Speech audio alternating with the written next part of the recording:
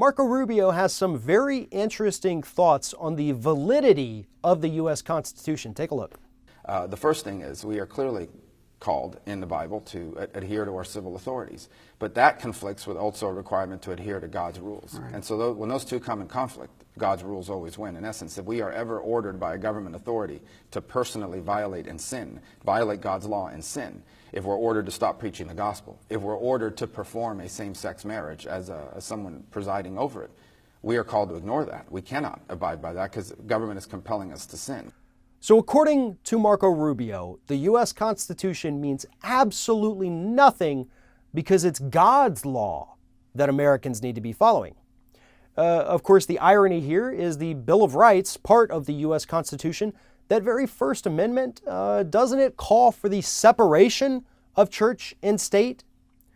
Marco Rubio and a lot of the other Republican candidates want to turn America into a Christian theocracy.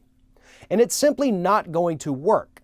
White Christians are a minority in the United States, not a majority.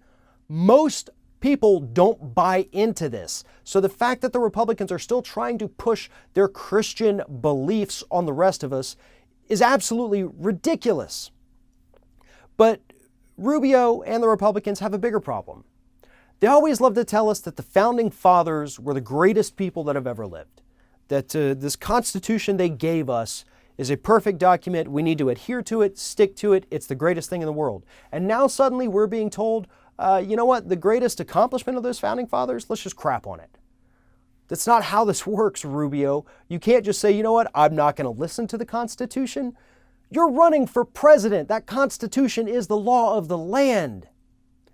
But just like with the Bible, Republicans like to pick and choose which parts of the Constitution they want to follow. If it was up to them, the only thing in that Constitution that they would follow would be the Second Amendment. None of the other amendments matter, and according to Marco Rubio, the whole damn document doesn't matter at all.